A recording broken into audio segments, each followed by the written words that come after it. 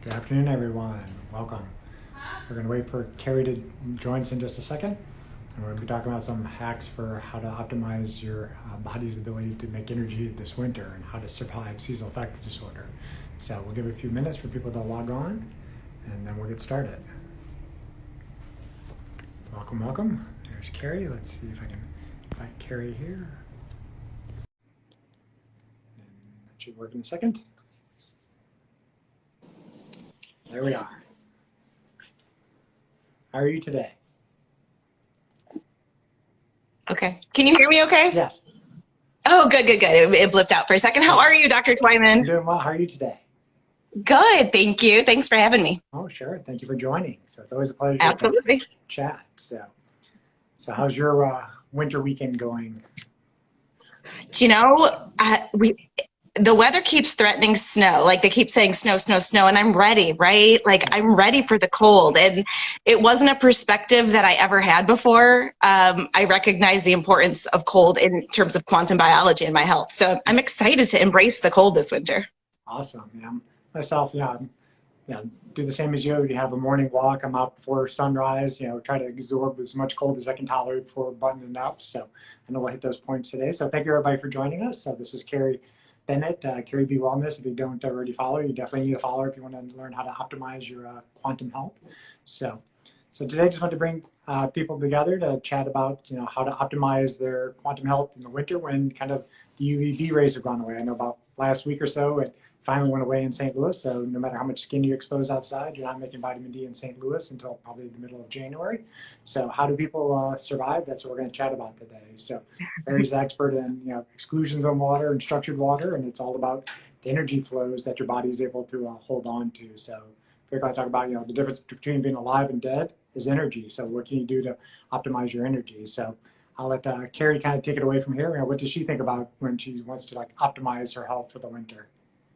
Sure, thank you. So in the winter, we really have to recognize that it's a different season. And just because we can live in 70 degree weather with lights on anytime that we want, doesn't necessarily mean that we're optimized for that.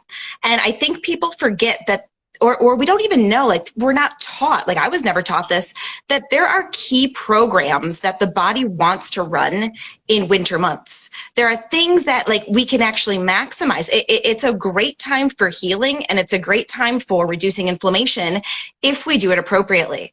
And so I mean, we can start wherever with that, but when I think of cold, when I think of winter, I think of four things. I think that it's cold, and there's got to be something that cold does for my body. I think that, there's food scarcity and carbohydrates aren't going to be growing this time of year. I think that it's going to be a lot darker, and I think that demands me to have more rest. So those are the four things that I think we can touch on, and it does have to do with energy flow and optimizing health and reducing inflammation in the body and making those mitochondria as healthy as we can. So I'm ready to geek out about any of those. Sure. So, I think that's excellent. For those that are on here, we're going to talk about autophagy and apoptosis, but you don't need to know what those terms are to begin with. But essentially, everybody's familiar with exercise and nutrition. So, yes, they are important. We'll hit upon them, but we really want to talk about how do you maximize energy in your mitochondria. And the mitochondria do much more than make energy, but we'll start there. They make energy, they make water. So, why is that water so important for people? Okay, so the water inside of us is different, right? It's actually structured into a different phase. That's not a liquid, a solid, or a gas. It's a liquid crystalline phase, and it's negatively charged. Typically, water is we think water in a glass, it's neutral. It has no charge, not positive or negative. But the water inside of us is negatively charged, and it forms spontaneously anywhere that there's a biological surface. So if ever you were to there's a beautiful picture actually of an electron micrograph, which is just a really fine-tuned picture of what it looks like inside of the cell. It's crowded, right? It's full of biological surfaces, proteins, membrane, cytoskeleton. And this is where this water forms. Anytime the water touches these surfaces, it structures into this fourth phase that's negatively charged. And the coolest part about it is that when we structure that fourth phase of water into the negative charge, immediately the way water becomes negatively charged, it kicks out a positive charge. And so it kicks out a proton, the most simplest form of positive charge, and you get this buildup of protons right next to this negatively charged water in our bodies, and that's a battery. It's a battery of negative to positive charge. It's a battery that we can use to draw energy, and we actually use it to also create the appropriately shaped mitochondria, and mitochondria need to hold their shape to flow electrons. And when they flow electrons, they make more water for us, they make more ATP, they make infrared heat, and all of this is a self-fulfilling cycle that just sustains us and keeps us healthy. And we can really maximize what this looks like in the winter by exposing ourselves to the cold. So let's go down that route. I know you just did a podcast with the carnivore yogi and Corey, the Optimal Light Doc.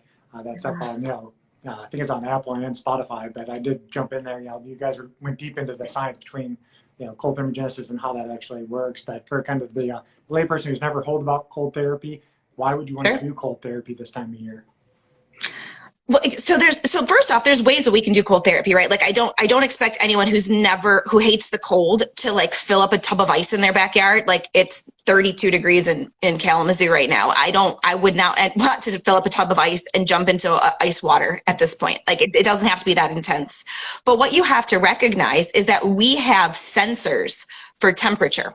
And our mitochondria, especially special mitochondria that live along the collarbone and the back of the neck and between the shoulder blades, the mitochondria that live there, they sense cold for us. And when they sense cold, they make more heat.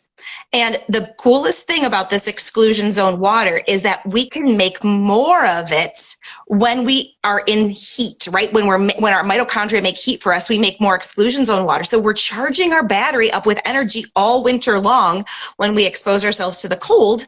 And because this exclusion zone water is a specific density, it's more dense than this water, right? It's denser, it's more firm, it's more like a honey, a viscosity of a honey or a gel. And so when we make more of it, we hold our proteins and everything in the right configuration. And that's what life is. Life is being able to hold our proteins in the most optimum configuration for energy to flow, electrons to flow. And when we can do that, that's health right there. And we have the beautiful opportunity to take advantage of cold environments so that we can optimize that flow of electrons. So, I mean, I know you're pretty expert in it, but I mean, do you just recommend people start kind of with the face dunking techniques, or? If you're new to the cold, face dunking is great. I have the few times we have had snow, we've probably had snow a handful of times here. And the few times that I've had snow, I've been playing around with this idea of the glabrous skin, right? The palms of the hand, soles of the feet, forehead, a different type of skin with different sensors that sense cold much more effectively for us. I've been playing around with that and just, 2 minutes of bare hands, bare feet, and a snowball on the forehead. That actually gives my body a very similar effect to a cold plunge. And I do cold plunges religiously in the summer, fall, spring. I love them. And so it's fascinating that just 2 minutes of that sort of just key areas of the body touching cold can give my body that sensation and make my mitochondria generate more heat. So that's one way to do it here in these cold weather environments. But yeah, a face dunk is also a great way to do it, because when we fill up a bowl with cold water and you dunk your face in, you get a couple of effects, right? You get the cold sensation, you're holding your breath, and anytime we hold our breath, we build up carbon dioxide, and when we build up carbon dioxide, it's a signal to release more oxygen to the tissues. So oxygen release, mitochondria need oxygen, and so that's a great thing right there. And then we also get this something called a mammalian dive reflex, which is a very calming sensation. So it's fascinating when I tell clients to calm down or to kind of deal with anxiety, to like hold your breath and do a cold plunge, like plunge your face into the water and hold your breath for as long as possible. It sounds crazy until people start to try it, and then they'll start to really get this sensation of all three of those things. They'll get the cold, they'll get the calm, and then they'll get that extra oxygenation to the mitochondria. So cold plunges into the face, cold plunging into water is great. Cold showers are great. But I think the game changer for me in Michigan these past few winters that I've really been optimizing quantum health practices is that morning walk outside in cold weather. right? Because you get the best of all worlds. You get the light signal into the eyes, that morning light is key, and you get the cold exposure. So, you know, I got boots on my feet, I've got gloves on my hands. Typically, I've got maybe a headband on because I'm listening to a podcast with wired headphones. And what I do, and what I do though, is I try to expose. I you know, wear a sweater. I try to put my hair up and expose this part of my body to get the cold, for those mitochondria to feel the cold. And then if I need to layer up, I have a couple of layers. But those cold walks have been so rewarding. I think that's the game changer in winter for me right there, because it builds that exclusion zone water. It charges my battery. It sets my circadian rhythm. So many benefits. Oh, for sure. And, thank you for that excellent explanation. And thank you for everybody who's joining. This is Carrie Bennett from Caribbean Wellness. Today we're chatting about how to optimize your circadian health and your quantum health in the winter. We talked about, where we're both located currently, UVB went away. So it does not mean that you should avoid the sun. You still need all the other recipes that the sun can provide. But yeah, I think that's actually, the morning walk, I think was key. I've been doing that for the past year. Just a good time to clear the mind and just, get the body moving for the day. And people who suffer from seasonal affective disorder, that's one of the best ways to just get that real bright light as best you can in the morning time. I know a lot of people have the kind of the happy lights, or the Philips hue lights that kind of just blast in the face. They're all right, but if you're gonna do the biohacker way with that white light, have a red light panel, maybe some UVA, just so you're sort of more like sunlight. But you talked about that, jumping in the snow. Yeah, that's excellent. I think that's kind of how the Norwegians do it. They sit in the hot sauna, they go out there, lay in the snow, they cool down, they go back in the sauna. So, it's all about, like you said, making infrared heat, or your body can make it, or you can get in it. So, sauna therapy. So, I know you practice it as well. So, how often are you using the sauna routinely? In the winter, it's a lot more. It's at least 4 times a week. So, the game changer for the sauna with me was a longitudinal study done on a Norwegian population of men who were, right up your alley, people who had the potential for cardiovascular complications. And they followed these guys for, I want to say 30 years, just observing behavioral traits, especially sauna use, to see if it changed their all-cause mortality or their mortality due to cardiovascular disease. And it was those guys who saunaed for, now the traditional Finnish saunas are, 170 degrees, right? Not the infrared that I have, but it's heat, right? Heat is heat. Heat is heat. And they were saunaing for 20 minutes or more. If they did it for more than 4 times a week, it was something astonishing, like a 40% reduction in all-cause mortality. Now, if you could put that in a pill and sell it, that's $1 trillion medication right there. So there is something to be said, right, about these places where it gets really cold and really dark in the winter. They all have a tradition of some sort of heat exposure, some sort of sauna exposure. And I think it's because, besides feeling really good in the middle of winter, they know intuitively that it makes their health that much better to last through these winter months. And now that I have a frame of reference in quantum biology, they're building that exclusion zone water. They're charging those batteries, right? They're keeping energy high in a different way when potentially its availability as food from the environment would have been low. Yeah, I agree. And the data comes out of a lot of the Japanese literature for a thing called wonton therapy, is their sauna therapy, and they do it for at least 3 times a week for like 45 minutes. And some of these people, it's not even all that high of temperatures, it's just when kind of the rivers of sweat are coming off these guys, and they're putting people in there who have high blood pressure, hypertension, or cardiomyopathies, weak hearts. So even if you have a weak heart, you potentially can go in there. Yes, you probably should talk to your doctor first, make sure it is safe for you. I mean, the major risk of going into a sauna is that it's going to lower your blood pressure because it's vasodilating Right. you, and maybe if you're if you're on blood pressure medicine, especially diuretics, you're going to get dizzy with that. So just be careful. But if you're generally healthy, just work your way up a little bit until you start sweating, and then you get out. But that's an excellent tradition. 3-4 times a week would be excellent to just kind of help build up that water battery. I think some people are talking here about, they thank you for introducing them to grounding. Yeah, that's excellent. I have a pair of the Harmony 783 shoes on right now. I think I found those through you. And they're something that's really been kind of a game changer, on the morning walks, and just, I would rather be barefoot all the time, but the patients would find it funny if I was not wearing shoes in the office. So the grounding shoes are, pretty awesome. So I want to also talk a little bit about kind of red light therapy. So, I mean, sometimes people get confused, is red light therapy or photobiomodulation the same as sauna therapy? Not exactly. They're different wavelengths of light. So for those that are old enough to remember AM radio and FM radio, you know, it's different frequencies, and your body's tuning into those different frequencies. So I got this real beast mode photobiomodulation panel behind me that has both red and infrared. So what do you personally do for kind of photobiomodulation therapy in the winter?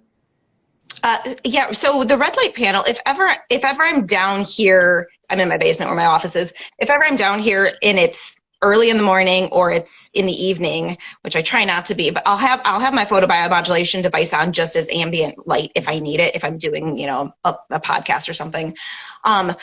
But that being said, I love to sit in front of that panel. I do it prior to a sauna, so typically 3 to 4 times a week, 4 times a week in the winter. As the sauna is heating up, I sit in front of it. Sometimes I do some skin treatments with it as well. But you're right; it's a slightly different blend of red and infrared light. Typically, it's 2 frequencies of red light, 2 frequencies of infrared, and all of those things just play slightly different roles. But in general, they're all looking to benefit mitochondrial health, which when it comes down to it, if we have the appropriate energy flow of electrons through the mitochondria, they're making ATP, they're making water. And then if we give them the right signals from nature, that it's cold, that this is the exact light frequencies outside, they're initiating other signals for repair in our bodies during the winter also. So the red light just helps to keep my mitochondria healthy, keeps inflammation low, builds that exclusion zone water. And then going outside still is key though, because you need your mitochondria to sense that it's cold and it's dark, so that melatonin, which is what a hormone of darkness we consider, but melatonin then turns on some programs that our mitochondria run called autophagy and apoptosis, which is just cleaning house. One of them is killing off the cells that aren't serving a tissue anymore, and another one is like recycling bad cells or cell parts so that we can make new ones, which is really energy efficient for the body instead of having to make all new parts all the time. And that needs melatonin. And so there's no greater time of melatonin than the winter in the northern hemisphere, because of the melatonin starts to get produced in darkness. And so we have a lot more darkness this time of year. So that melatonin we can take advantage of and really, really use it as a repair strategy, anti-aging strategy, anti-cancer strategy. I mean, there's a lot of things in the research that autophagy and apoptosis can go on and benefit. No, that's excellent. And I think, just, to your point, the winter should be a time almost of hibernation, if that's what it is in your environment. It's darker, so rest and recover during this time, so that when it's spring and summer and you want to be, more active, you have the energy batteries built up and ready to go at that time of year. I think I like the analogy that I heard recently about, what is autophagy? It's like, doing the dishes at night, cleaning off the stuff that's on the plates, and so it's clean the next day. Where apoptosis is like, you got to go buy new plates. So, it's a lot more energy intensive to do it that way. Somebody asked a question about, what about just using like red light bulbs in your home? Those are useful for kind of just task lighting and keeping, your circadian rhythms in check, so you're not going to jack your cortisol up high at night. But red lights by themselves are not going to offer a photobiomodulation therapy. It's all about kind of the photon effect, so equivalent like a flashlight, just kind of shine a little bit of light on you, or a laser beam. So if you ever, I know Carrie says her house is kind of the weirdo house in the neighborhood. Mine is as well. Like, you turn on on my street, it's glowing bright red, so people think it's either a brothel or some kind of submarine or something like that. Same here in the office. Don't really care. Both our circadian rhythms are pretty good and we sleep well. So but yes, all my houses have different red light bulbs or UVA bulbs, just to not mess with your circadian rhythms at nighttime. Yep, absolutely. Same thing. And we don't care at all what people think of us. Although, it took a while for me to convince, I dove into this when I had a kid who was, 5 and another who was just, born, a husband. All these people were like, wait, you want us to do what? Yeah. Like, it took a little while to convince the household. So if that's you and you're just diving into this, just know that the beauty about quantum health practices, is that little changes add up. So it's not like you have to do all of this at once. Like, start where you're at, start where your household is at, make small changes, and then you'll see over time the quantum benefits, and more will get layered onto that. So, you don't have to go all in right now. If that's not a possibility, you'll still get benefits from literally going outside and grounding for a minute right now, or opening a window. You'll get a benefit. Yeah, I used an analogy once with you that, if life's about electrons and you're Pac-Man, you're trying to gobble up the electrons faster than the ghost, the 5G, the Wi-Fi, steal them from you. So Yep. the whole game is, collect electrons and don't lose them. But Right. somebody had a question about chicken lamps. I've not played around with them. I assume you're just talking about like infrared type A of heat lamp. I would just be careful getting too close to them. You don't want to physically burn yourself with them. And probably some of them are probably not grounded very well, so there's probably a lot of dirty electricity coming off of them. But you may get some infrared benefit off of them. So, but I think Yep. one thing I want to chat about a little bit is, I try to do best I can, eating seasonally in my area. I don't go full on keto or anything like that in the wintertime, but why would somebody consider, ketosis this time of year? One of the best ways to get information from our environment is by eating what is local. So everything breaks down ultimately into electrons, and those electrons impart energy and information. Like, you can't separate energy and information at the quantum scale. Anything that has energy also has information, and vice versa. And so it directs if I were to like consume in Michigan right now, like a fruit smoothie diet, right? This idea of like, okay, I'm going to consume these 5 smoothies a day for, 3 months, and that's going to be my nutrition plan. It would make no sense to my mitochondria, because my mitochondria are sensing it's dark, it's cold. This is a different time of year. And so those fruit smoothies will break down into electrons that will challenge the way my mitochondria work. And so it's like you're competing. Your mitochondria are like, wait a second, Carrie's telling me it's cold, dark, it's winter, it's scarce, yet she's feeding me tropical foods. It makes no sense. So the goal is always, again, good consistently is better than perfect occasionally. So, and one of my followers, I wish I could give credit to who, I don't remember who said that, but someone told me that today, and it was perfect, because right now in Kalamazoo, I try to have relationships with local farms, and there's a couple of different companies that will bring local farm goods to me. And my goal is to say, okay, if I could grow it, hunt it, catch it right now, that's what I would eat. And I always make sure my first meal of the day is that. I start my signaling out strong. I get the right light signal into my eyes in the morning. I get the right grounding signal and cold signal into my body. And I tell my gut mitochondria, I tell my mitochondria what the food is in my environment with that very first meal of the day. Second meal of the day, I typically do 2 meals a day. Second meal of the day, I try to do my best, but with a family of, 3 kids and crazy schedules and stuff, like, we do the best we can. But I feel like when I layer those things all together, the circadian rhythm, the cold exposure, and that first meal really being a good signal to my body about what is available in my environment, that really strengthens my circadian rhythm, strengthens my circadian biology, and keeps my mitochondria strong. So that's excellent. And yeah, somebody's asking a little bit of a take on it, was like the fruit smoothie, what would the badness happen to them? Would they get a chronic disease if they ate fruit smoothies in the wintertime? You wouldn't get, okay, so little things that challenge the mitochondria. So when the mitochondria aren't functioning well, they lose electrons. And when they lose electrons, then they can create damage. And that damage is called a reactive oxygen species, or inflammation. And so we know that inflammation is like this kind of baseline factor in underlies all disease states. And so no, would a week of fruit smoothies do the trick? Probably not. No, but it's just one more insult to the mitochondria, and one more way that we can lose electrons.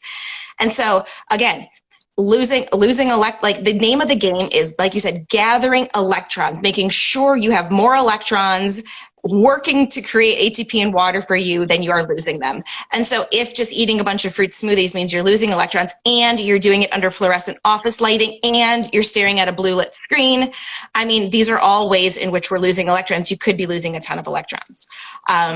But that being said, right, like, yeah, I'm not going to tell you that you're going to create a disease right away. Here's where you can restore it, though. If you choose to do that, if you say, yeah, I like tropical smoothies, okay, have your tropical smoothies, but you got to make sure that those mitochondria stay healthy, and that is exclusion zone water. When mitochondria lose electrons, they swell. Anything that loses energy in nature gets bigger, a swollen ankle, a heart, right? A heart. So anything that loses energy, becomes energy inefficient, gets bigger. And that's true at the mitochondrial level too. They swell. And the way we bring mitochondria back into the exact right shape and size to tunnel electrons is we expose them to cold so that they make more infrared heat. They make more of that biological water that creates a denser form of water in the mitochondria, and they shrink back to the exact right size. And so, yes, you could probably get away with a fruit smoothie if you're doing that sort of some cold exposure, and you're allowing those mitochondria to heal appropriately in the winter. Sure, and I like how you say don't always try to be perfect. I mean, if you're a sick individual, of course you're going to have to do more to get back to optimal. But if you're generally doing well, you're seeing the sunrise, you're wearing your blue blockers, you can eat a little bit of fruit in the wintertime. That's not like poison your system, but just try to focus on like energy production. Like if you're not feeling well, your brain isn't working the way you want, you don't have the energy at the gym that you want, focus on the basics first. Mm-hmm. So somebody said, give it a good example of a first meal of the day. I think you kind of gave a pretty decent one. I just typically recommend people really focus on getting at least 30, if not 45 grams of protein in the morning to help stimulate muscle protein synthesis. Your muscles are your metabolic engines. That's what's burning your fat. That's what's burning your glucose.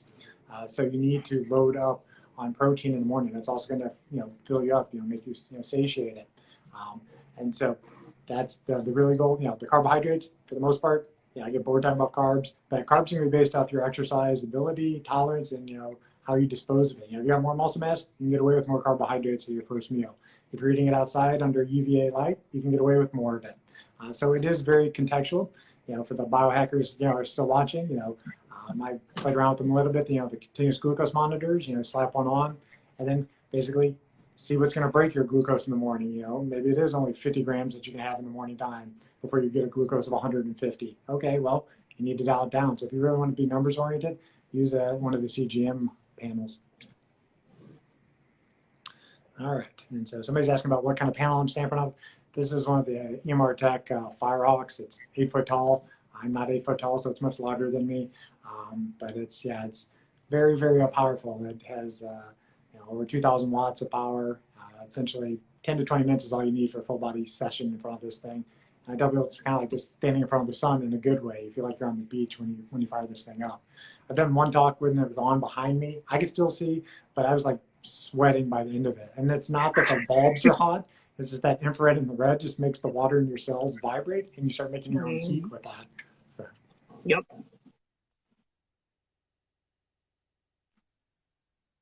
So I'll let you go first. What are you currently wearing?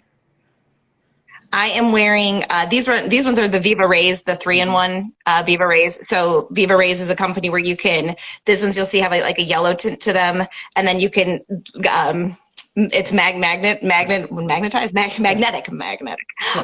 they've got magnetic ones that you can clip on top of this that are either orange or red, and so these are great. Love them. I think they're awesome. I also these are kind of higher up on the price scale. I also do like Midwest Red Light Therapy. I think they make a really affordable product. Also really awesome. I've had the same exact type of ability to fall asleep really quickly when I wear those ones too. Yeah, and that's why I tell people, like quality does matter with these type of devices. But there's many manufacturers that make good brands. And for those part, generally recommend getting the darker red tinted ones so that you have that day cycle and the night cycle. And you'll know if you're sensitive, because if I put on the red ones, I'm unconscious in 30 to 60 minutes. So I think maybe people just get more sensitive too. Like if you see the sunrise enough and you're really connected with nature, you get really in tune that you put the red ones on, your brain's like, it's nighttime, it's go to sleep time. So I typically will not wear the red ones until about an hour before bed. But I have the Viva Ray ones as well. Very cool technology that, the lenses just kind of magnetize and stick on. So you go from your day to your kind of like dusk to your evening pair with one frame. And then I have, these are the EMR Tech Wolverines. I just like them because they look like the 1970s cops or something like that. So they look great, yeah. I like to rock these ones on the podcast and Instagram. But Blue Box makes excellent glasses. I've used them before. And there's a couple other ones. So if you follow me long enough, you'll see me. I usually switch them out on these talks. So. And I just want to remind everyone, like that putting them on, it preserves your sleep, but that melatonin goes on in the winter to do so much repair that anti-aging, the autophagy, the apoptosis. So like you're also getting a huge benefit from wearing the red blue blockers before bedtime so that you're able to run those repair programs. And then somebody's asking about, do I like or use protein shakes? I mean, I think it's good as a supplement, but I don't think people should focus on getting the majority of the protein through a shake. I mean, your body's supposed to be assimilating with everything else that comes in through your gut. But yeah, in the I don't say in a pinch, but like yes, you can use some protein shakes. Now, which one? It really depends on what your tolerance is, and I tend to favor personally egg white for myself, just from flavor profile and maybe whey secondary. But I frequently get the question, are plant-based proteins okay? They're okay, but they're just amino acid profile is different, and you generally need to ingest more of it to get the same amino acid profile than doing it animal-based or egg-based ones. I also want to add to that they don't provide the same electromagnetic signature. They're not going to give your body that exact same thing as if you were to eat eggs grown in your local environment, or, bacon or sausage or something like that. So yeah, in a case-by-case basis, for sure, they can be used, but whole foods is by far the way to go. Somebody's asking, what time of day do I start wearing my yellow tinted glasses? Pretty much from the second I wake up in the day. So anytime I'm inside, essentially, is the answer. Yep. Some people, if they're really circadian mismatched, I would tell them probably wear the red ones until the sun rises, and then go outside, take your glasses off, and get exposed to the bright light. But if I try to wear the red ones in the morning, I'm probably not going to function. So I just throw the yellow ones on around the house. But I think for the people who are joining, we both talk about, like, we hacked our house where I have all sorts of motion detected red lights. I've hacked the kitchen, so everything's red in the morning. So technically, I probably don't even need to wear the glasses. I'm not getting exposed to any bright high intensity blue or green spectrums. But just out of habit, I wear them in the morning time. Go out, go for that morning walk for 30, 45 minutes, get exposed to natural light, and then when I'm back inside, throw the glass on, if you're going to be in front of these screens or typing in front of your computer. And then, like I said, about an hour or so before bed, switch out these yellow tinted ones to the more red tinted ones. You're gonna like this because you're my level of this. Do you know the company Shopwaken that you can make those screen protectors for television screens, mm-hmm. right? Different. Well, so I got the red one and the amber one, and I love them. But the red one came with like a little extra panel, and I was excited. And so what I did was I took this panel. It's just like a vinyl, like a red vinyl. I cut it, and now inside of my refrigerator, it's like electrical taped over I hate the lighting inside my refrigerator. It makes me just nauseous every time I open it because of how like LED crazy it is. But I've covered them all with these like red vinyl sheets, and so now I circadian hacked my refrigerator as well. It feels really good. That's next level. I did that at one of my places. Kind of switch all the utilities in the kitchen. Put the little red light filters over them, and I did that once when I used to have a sauna at one of the places I used to live at, and it was one of those ones where it came with the little Droid screen, so you could watch videos in the mm-hmm. thing. And I had the yellow blue blocker film pasted over that because I'm not gonna get all these beneficial wavelengths and blast myself with blue light in my eyes while I'm in here. So. Right, exactly.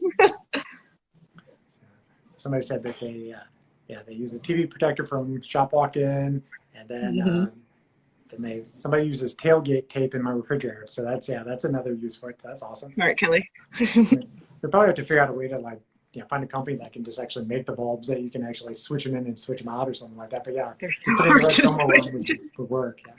So somebody's asking, can we suggest red light bulb brands? I mean, I'll throw out some names, but I mean, honestly, a lot of them you can just go to Home Depot or Lowe's. They make just these $10 red LED only bulbs. Those are kind of my go-to, just like spotlighting.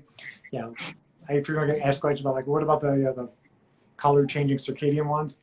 They're interesting, but they're usually going to be running off Bluetooth or Wi-Fi, and you're going to be bathing yourself and all that stuff, and you got to control with your devices. So I'd rather just be one wavelength light and just keep it on a circuit where it's like in the lamp, so that you go in there, you turn it on, you turn it off.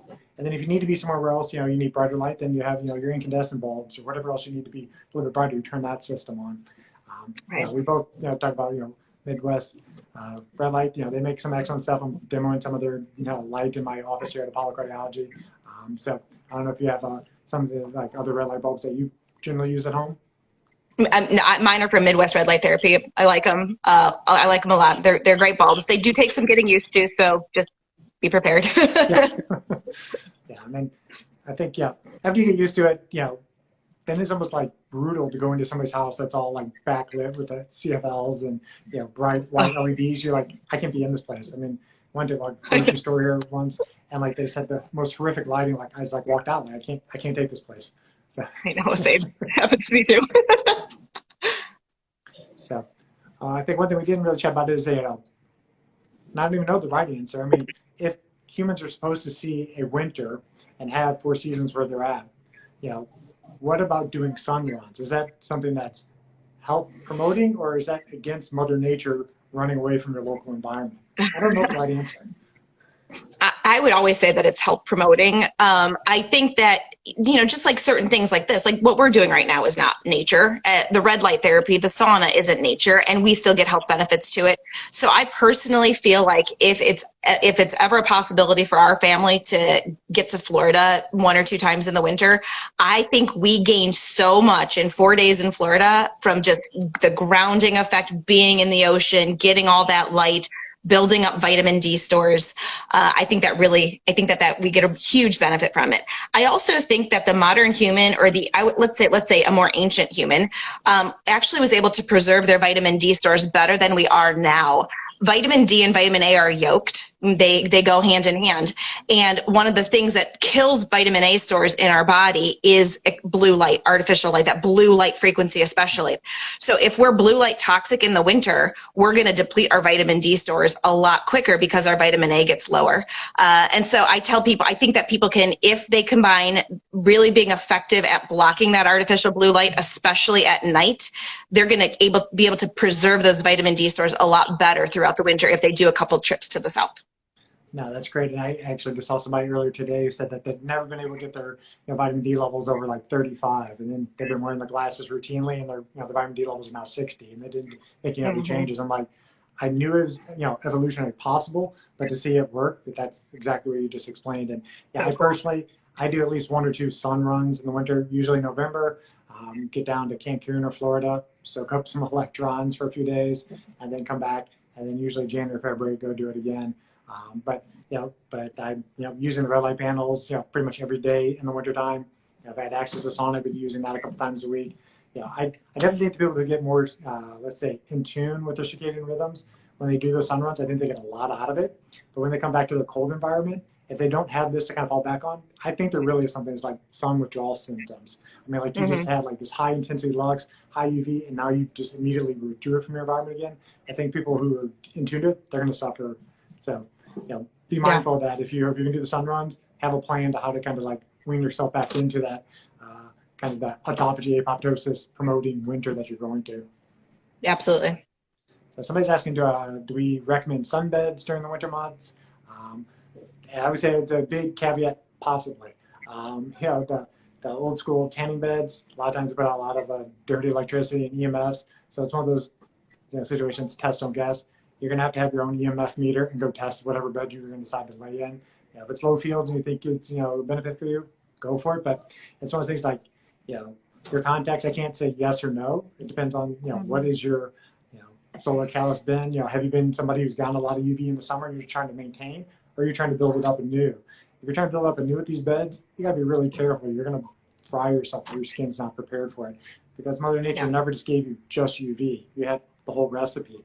So you're going to have to learn how to use red light therapy before you go in those things so that you don't crispy yourself. But yeah, I think it's reasonable to use some of the UV bulbs in the wintertime if you know what you're doing to kind of maintain what you got. And then when it comes back around in your environment, you know, using the circadian app or the D-Minder app, when you realize that UVB is back in your environment, then you kind of ditch those type of devices. I agree. All right. The Carnivore Yogi, welcome. She had us both on her show not that long ago. So she's asking, do you think that people who get, quote, vitamin A toxicity actually have low vitamin D?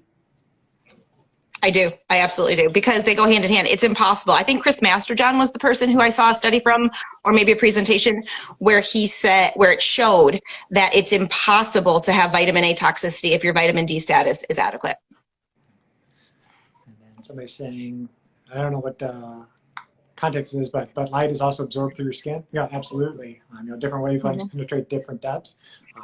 So, I mean, we're mostly talking about the red and the infrared being the benefit today. You know, the red, you know, basically helps energy flow in the mitochondria better and helps with nitric oxide. And the infrared is more about kind of charging up the water batteries in your system.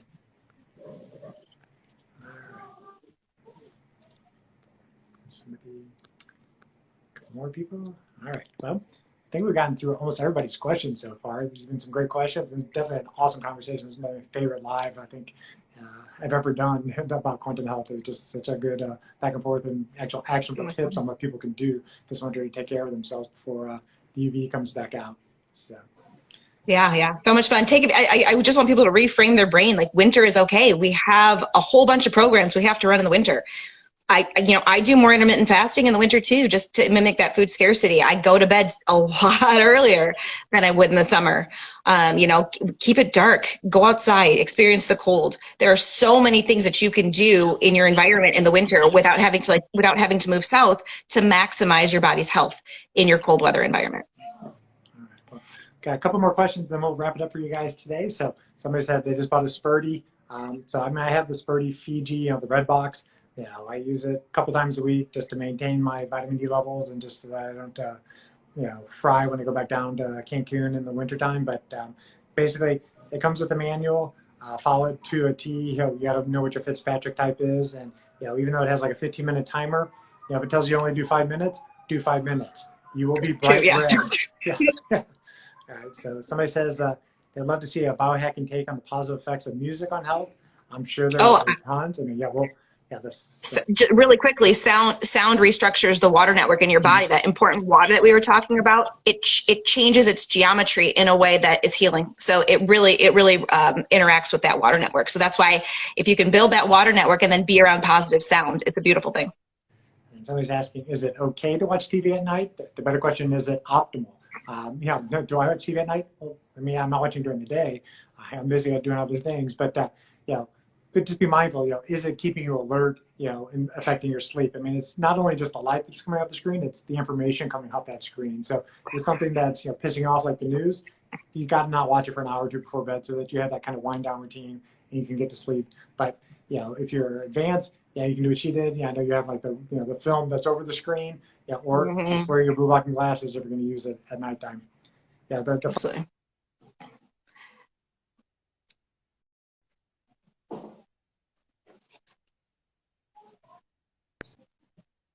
Uh-oh, did I lose you? So,